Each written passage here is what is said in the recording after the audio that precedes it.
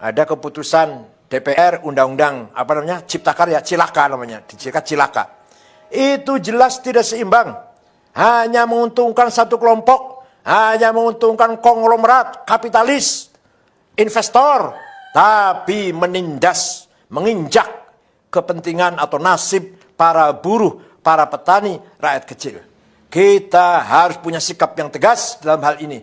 Mari kita cari jalan keluar yang elegan, yang seimbang, tawassut. Kepentingan konglomerat ya harus kita jamin keselamatannya, kepentingannya, tapi buruh dan rakyat kecil pun harus kita jamin. Yang menyangkut pertanahan, yang menyangkut kedaulatan pangan, yang menyangkut pendidikan. Pendidikan dianggap lembaga, pendidikan dianggap kayak perusahaan, seperti perusahaan. Ini tidak benar. Kita harus melakukan review. Harus melakukan minta ditinjau ulang, tapi dengan cara elegan. Jangan cara anarkis, tidak. Dengan cara elegan, kita harus bersuara demi warga NU, demi NU, demi wasatiyah, al-istimaiyah, moderasi dalam membangun masyarakat yang moderat. Tidak boleh mengorbankan rakyat kecil. Undang-Undang Dasar 45 yang masih jauh panggang dari api, apa istilahnya gitu ya, jauh panggang dari api, yang masih jauh dari implementasi. Undang-Undang Dasar 45 nomor 33 itu hanya tulisan di atas kertas. Hanya tulisan hitam di atas kertas putih itu. Dicetak berulang-ulang, disebarkan jutaan lembar, jutaan eksemplar. Tapi tidak pernah diimplementasikan. Bahwa kekayaan Indonesia ini kan alam ini untuk seluruh rakyat Indonesia. Apa itu sudah terimplementasi? Sudah terrealisasi? Sama sekali tidak. Sama sekali tidak. Bahkan yang kaya semakin kaya, yang miskin semakin miskin. Apalagi sekarang di era keterbukaan ini semakin bebas, liberal. Yang diikuti oleh sistem liberal kapitalis. Ini semakin betul-betul nasib rakyat kecil, orang kecil semakin tertindas. Kalau lagi pilkada, lagi pileg, lagi pilpres, suaranya dibutuhkan. Rakyat kecil suaranya dibutuhkan. Tapi kalau sudah selesai, ditinggal.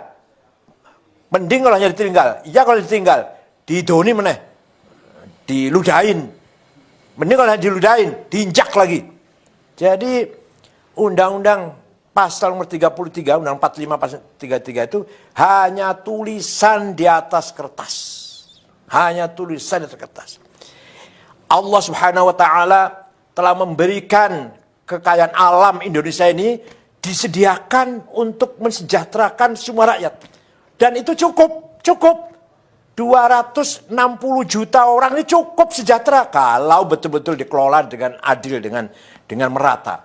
Tambang coba, ada tambang gas, minyak, batu bara, boksit, mening, bahkan emas, bahkan berlian, bahkan nikel, apalagi lithium apa namanya lah. Banyak sekali tambang, cukup untuk mensejahterakan perutnya, mengenyangkan perutnya 200 juta orang.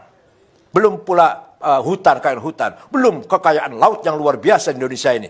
Bukan hanya ikan, tapi juga hal-hal yang berharga yang ada dalam laut kita, harga yang sangat bernilai. Itu semua hanya menguntungkan segelintir orang, menguntungkan segelintir jumlah orang. Bayangkan, katanya, saya ini belum membuktikan, katanya kekayaan orang 4 konglomerat sama dengan 100 juta rakyat. Ya ini kan, kalau ya benar ini, inna lillahi wa inna ilaihi raji'un. Coba kita lihat orang kaya orang 50 konglomerat yang kaya ini. Apa ada orang NU? Satu pun tidak ada. Ini berarti kan tidak ada pemerataan sama sekali. Ada, saya juga sering ngomong ini, sudah saya bosan sama ngomong ini. Ada pengusaha yang menguasai 5 juta hektar. Tapi warga NU di desa 1 meter aja, 1 jengkal aja nggak punya. Para petani kita. Ini jelas sekali tidak membangun keseimbangan. Saya tidak anti konglomerat. Tapi konglomerat harus melakukan reformasi cara berpikir. Harus menjadikan kelas menengah, dijadikan mitra. Bukan dijadikan bawahannya. Kelas menengah harus menganggap mitra bagi kelas kecil. Kelas kecil harus merangkul buruh tani rakyat kecil. fuqara wal masakin, syagholin, ummal, buruh kecil, itu harus selalu bergandengan tangan. Tidak boleh konglomerat menganggap kelas menengah itu bawahannya atau sapi perahannya, kelas menengah menganggap kelas kecil sapi perahannya, bawahannya, dan kelas kecil jauh dari fuqara wal masakin, tidak boleh. Oleh karena itu sekali lagi saya mengharapkan NU nanti bersikap menyikapi undang-undang yang baru saja diketok kemarin ini dengan kritik, dengan sikap kritis, tapi elegan. Tidak boleh menggunakan cara-cara anarkis.